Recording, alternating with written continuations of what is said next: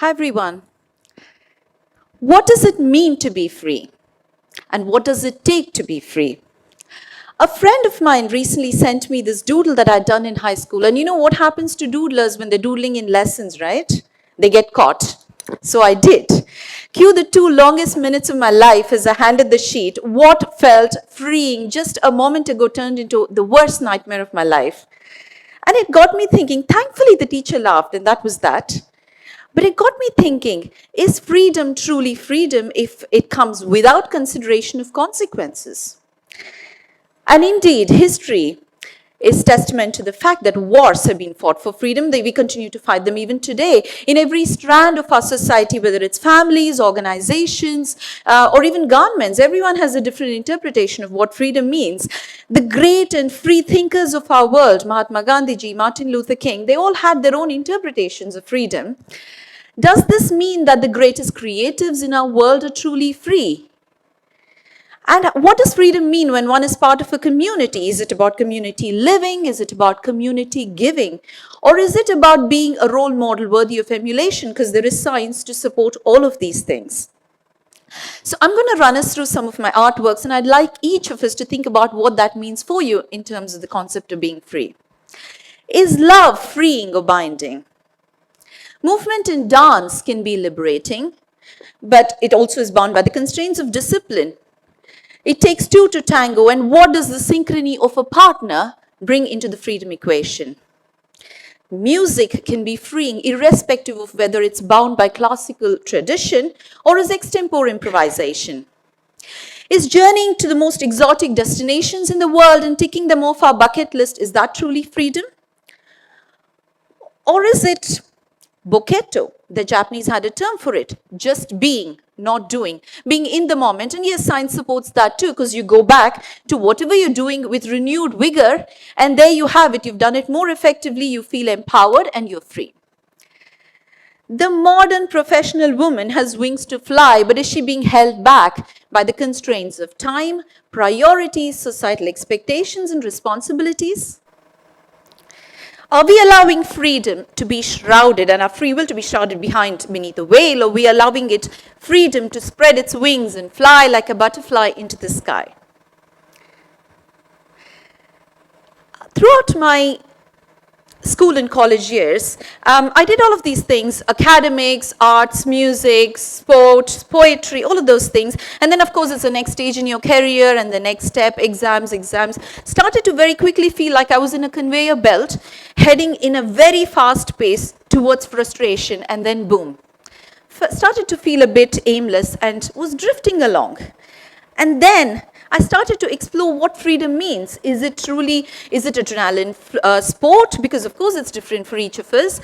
Is it the free expression of art and music? Is it about journeying to exotic places? Is it about success and achievement? Is it about community giving? Or is it about sitting down, having a cup of coffee and a croissant? Is it about yoga, meditation, mindfulness? Is it a sense of calmness? And then I met him. A 9-year-old boy with childhood autism and selective mutism. Now, selective mutism is a condition where those affected selectively struggle to speak in a certain scenario. For this child, it was school, and it quickly spilled over into home. And before you knew it, for about 6 months before he came in to see me, he was completely mute to the world. Head down, shoulders kind of hunched, he walked into the room with his parents very unwillingly. And it was an excruciatingly long session. 40 minutes. I tried to engage him, look back at me quite expressionlessly. And he started looking around the room. He was quite disengaged. I was trying to engage him, joke with him. And then his eyes stopped at something. And if there was a definition of fireworks, I saw it then. Sparklers coming out of his eyes. His eyes had rested on a few scraps of paper and some half-used crayons that a child just before him had left in the room. And without a word, all my doodling days then came back full force. I went there and I started to doodle. Edge of my eyes, I could see him slowly coming towards me, his interest and curiosity picked. And before we knew it, the last 5 minutes, we were literally completing each other's lines. And there was that powerful transformative process that had happened in that room, just like that. And it was life-changing for me as a trainee psychiatrist and for him as well. For me as a clinician, because I felt the power of communicating. Without communicating, it allowed me as a clinician to do my job. And for him, he had just realized that he had other ways of communicating that felt more comfortable for him. We both walked out of that session, changed people. I walked along the corridors of that lovely hospital I worked in. I could hear the piano notes coming in from the atrium. I'd heard to them, but I had not listened to them. They took on a new meaning. Saw the artworks on the walls. I had admired them for long, but they had a new dimension to them. Walked back to the pediatric unit after lunch. The mural that I'd usually pass by, untidy scrawls of children, now made me pause and smile. I realized this is freedom. It's the power of communication and expression, and it's possible only with psychological and emotional freedom. Now, I started to think a bit about how to take this message forward.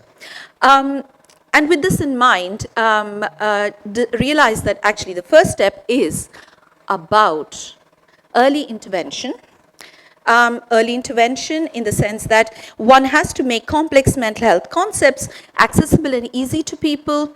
It's about being aware of what I call the freedom spectrum. So when we talk about the freedom spectrum, we're talking about, on one side, imprisonment, internal chaos, controlled anarchy. On the other side of the freedom spectrum, it's spilling over, because when one has complete freedom, it's spilling over into complete anarchy. The Bhagavad Gita says we have an informed choice that we can make out of our free will. With full knowledge, awareness, and this constitutes for me freedom. With that in mind, how do we go about early intervention with full awareness, breaking down complex mental health concepts into digestible chunks of information, bypassing stigma and taboo, and normalizing these conversations around mental health? So I started off with public impactful fora, whether it's the Houses of Parliament in the UK or the United Nations, community engagement events, mosaic projects with the community, music shows and art events showcasing the power of creativity in mental health, did an exhibition on art, women in the mind, looking at the role of women through the ages, societal expectations, and its impact on their thinking styles and mental health.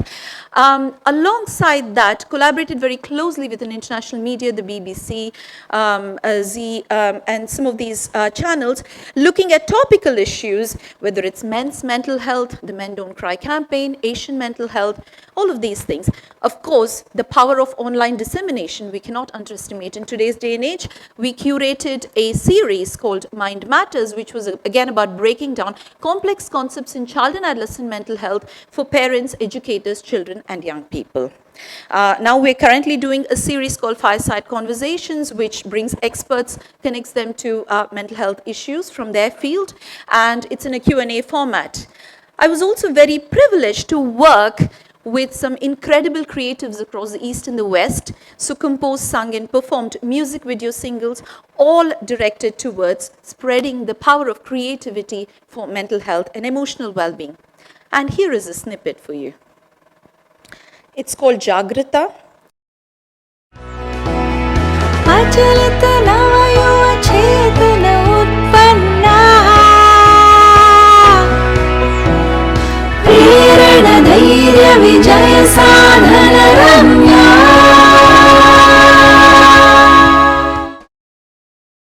Brought together children from various communities, and indeed, isn't this all it's about? It's about creating a global family where each and every member of that family has the full freedom to explore themselves and identify their true potential.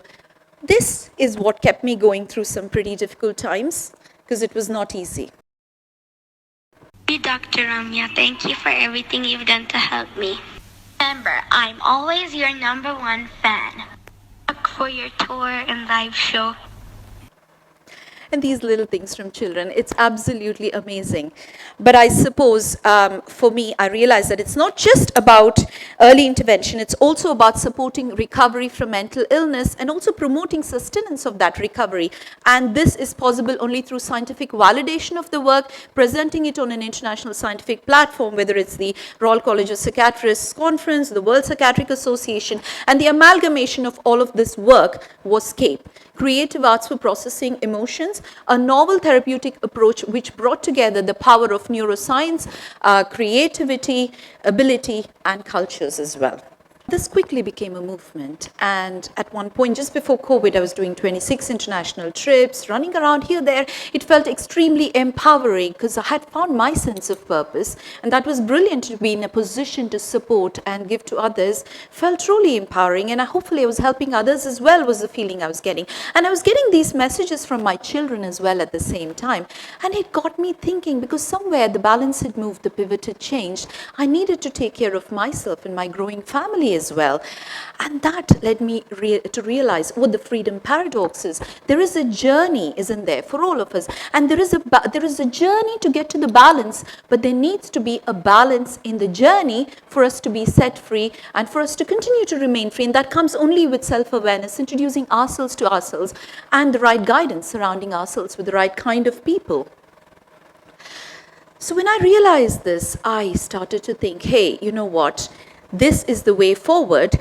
We have to maximize accessibility and reach and make it approachable for everyone. So how about bringing it out as an online platform, a one-stop shop, where we are in a position to say to people, you can use it anytime you want, wherever you are, at a pace that suits you, and it hopefully helps you free yourself and you feel empowered at the end of it.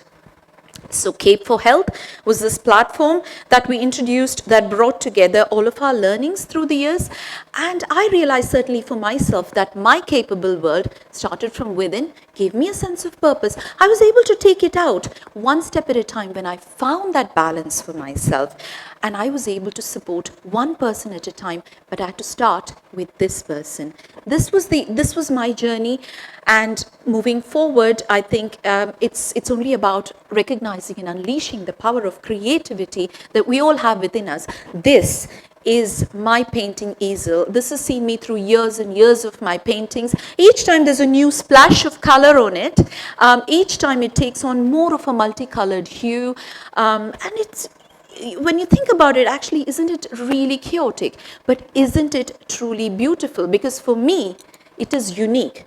This easel is unique. Metaphorically for me, it is my brain map, my journey and my life. And for each of us, we all come with our own unique easel that we have developed over years and years with our experiences. And certainly, I think moving forward, for me as a professional woman, it's given me wings to fly, the sense of purpose. At the same time, keeping me firmly grounded in the roots of my profession, my passions, and my loved ones. So for me, freedom, I realized, is a conscious, informed, balanced choice every step of the way, every moment of our life. Thank you very much.